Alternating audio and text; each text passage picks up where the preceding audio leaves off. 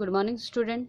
आज हम gases state chapter में मॉलिक्यूलर वेलोसिटी के बारे में पढ़ेंगे। मॉलिक्यूलर वेलोसिटी यानी आणविक वेग। ठीक है, हमें पता है किसी भी गैस में बहुत से मॉलिक्यूल्स होते हैं। ठीक है, तो किसी पर्टिकुलर टाइम पे किसी पर्टिकुलर मॉलिक्यूल की वेलोसिटी को डिस्क्राइब करना इम्पॉसिबल होता है। ठीक है, और हमें पता है कि गैस के मॉलिक्यूल क्या होते हैं, हमेशा मूवेबल होते हैं, तो वो एक दूसरे से टकराते रहते हैं, जिससे उसकी वेलोसिटी भी चेंज होती रहती है। तो हम लोग किसी गैस की वेलोसिटी को डिस्क्राइब करने के लिए क्या करते हैं, there are 3 different type of molecular velocity which are used in the study of gases. ठीक है, तो हम लोग गैस की स्टडी करने के लिए 3 डिफरेंट टाइप की मॉलिक्यूलर वेलोसिटी का यूज़ करते हैं। तो पहला है एवरेज वेलोसिटी और मीन वेलोसिटी, जिसे हम लोग किससे डिनोट करते हैं, v से डिनोट करते हैं। It is defined as the arithmetic means of velocity possess by the difference molecule of gas at particular temperature. It is usually represented by v. There are two way to express it.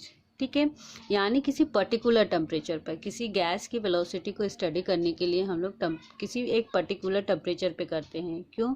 अगर temperature, क्योंकि gas की velocity क्या होती है, temperature पे depend करती है। अगर टेम्परेचर वैरी होगा तो उसकी वेलोसिटी भी वैरी करती हैं। ठीक है, तो एवरेज वेलोसिटी को हम लोग 2 तरह से एक्सप्रेस कर सकते हैं। पहला क्या है, if all the n molecule of gas are suppose to have different velocity से v1 v2 v3 and vn। ठीक है, यदि क्या है, n मोल ऑफ गैस के लिए अणुओं की वेलोसिटी v1 v2 v3 है, तो गैस की एवरेज वेलोसिटी v क्या हो जाएगी, v1 plus v2 plus v3 vn तक अपॉन n। n क्या है यहाँ पे, टोटल नंबर ऑफ मॉलिक्यूल्स। ठीक है, और v1 v2 v3 क्या है, वेलोसिटी ऑफ मॉलिक्यूल। ठीक है, तो एवरेज जैसे निकालते थे उसी तरह, यानी सभी अणुओं के वेगों का योग अपॉन सभी अणुओं का गैसों की कुल संख्या। ठीक है, गैसों में अणुओं की कुल संख्या। ठीक है, एन क्या है, टोटल नंबर ऑफ मॉलिक्यूल्स। ठीक है, जिस तरह हम लोग एवरेज निकालते हैं उसी तरह। और दूसरा क्या है, if n1 molecule of the guys have velocity v1 n2 have velocity v2 and 3 have velocity v3।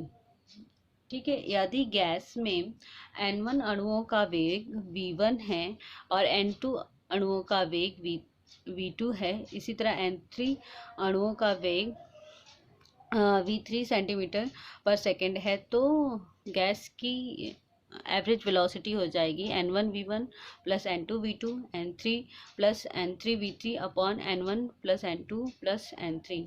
ठीक है, इस तरह हम लोग एवरेज वेलोसिटी निकालते हैं गैस की।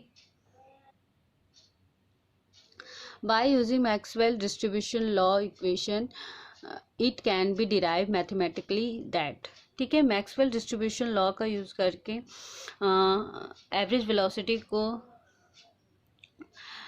इस तरह भी रिप्रेजेंट करते हैं। ठीक है, तो एवरेज वेलोसिटी का फॉर्मूला क्या हो जाता है, v equal to √8RT upon pi m। ठीक है, ठीक है, इसे हम लोग ऐसे भी लिख सकते हैं, RT की जगह पे PV भी लिख सकते हैं, P from ideal gas equation से। ठीक है, और इसे हम लोग √8P अपॉन पाई डी क्या है, यहाँ पे डेंसिटी है। ठीक है, तो डेंसिटी क्या होती है, मास अपॉन वॉल्यूम। तो हम लोग एवरेज वेलोसिटी को इन तीनों फार्मूला द्वारा रिप्रेजेंट कर सकते हैं। ठीक है, दूसरी वेलोसिटी है root mean square velocity RMS velocity. ठीक है, रूट मीन स्क्वायर वेलोसिटी वर्ग माध्य मूल्य वेग। ठीक है, इसे हम यूजुअली U से रिप्रेजेंट करते हैं। It is the square root of the average of square of the different velocity of the gas molecule. ठीक है, तो रूट मीन स्क्वायर वेलोसिटी, जैसा कि नाम से ही समझ में आ जाता है कि रूट मीन स्क्वायर यानी रूट अंडर रूट मीन यानी वही एवरेज, स्क्वायर यानी वेलोसिटी की स्क्वायर। तो यू क्या हो जाएगा अंडर रूट, यानी तो रूट मीन स्क्वायर वेलोसिटी क्या हो जाएगी अंडर रूट v1 का स्क्वायर प्लस v2 का स्क्वायर प्लस v3 का स्क्वायर, इसी तरह vn और अपॉन n। ठीक है, और इसी तरह अगर n1 मॉलिक्यूल द्वारा v1, n2 मॉलिक्यूल द्वारा v2 और n3 मॉलिक्यूल द्वारा v3 वेलोसिटी है, तो उसके लिए फॉर्मूला क्या हो जाएगा अंडर रूट n1 v1 का स्क्वायर प्लस n2 v2 का स्क्वायर प्लस n3 v3 का square upon n1 plus n2 plus n3। ठीक है, from the kinetic gas equation. ठीक है, काइनेटिक गैस इक्वेशन से क्या, काइनेटिक गैस इक्वेशन क्या होता है, P V equal to 1/3 M N U का स्क्वायर। यू क्या है यहाँ पे रूट मीन स्क्वायर वेलोसिटी, तो इसे हम m इंटू एन। ठीक है, m क्या है यहाँ पे ग्राम मॉलिक्यूलर मास है। ठीक है, तो u का स्क्वायर क्या हो जाएगा 3RT अपॉन m, या तो equal to 3PV upon m। तो रूट मीन स्क्वायर वेलोसिटी का फॉर्मूला क्या हो जाएगा under root 3PV upon m। इसे हम इस तरह भी लिख सकते हैं या इस तरह भी लिख सकते हैं।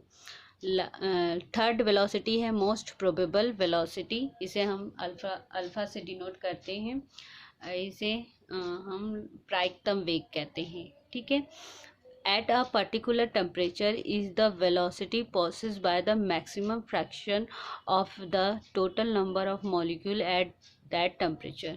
ठीक है, तो इसका क्या मतलब हो गया, किसी पर्टिकुलर टेम्परेचर पे गैस के संपूर्ण अणुओं में से अधिकांश अणुओं के एक समान वेग को ही क्या कहते हैं, उसका प्रायिकतम वेग कहते हैं।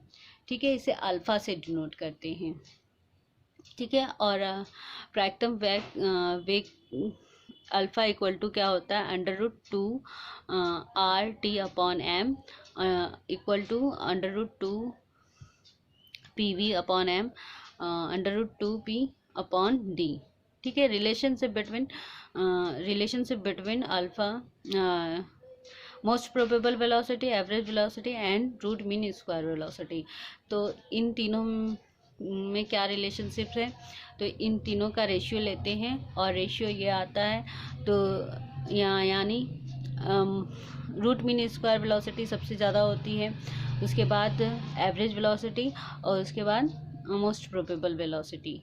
ठीक है, यानी अगर हम लोग किसी गैस की किसी एक गैस, ठीक है, डिफरेंट है, किसी एक की गैस के किसी पर्टिकुलर टेम्परेचर पे अगर उसकी एवरेज वेलोसिटी निकालें, रूट मीन स्क्वायर वेलोसिटी निकालें या मोस्ट प्रोबेबल वेलोसिटी निकालें, तो सबसे ज़्यादा वैल्यू किसकी होगी,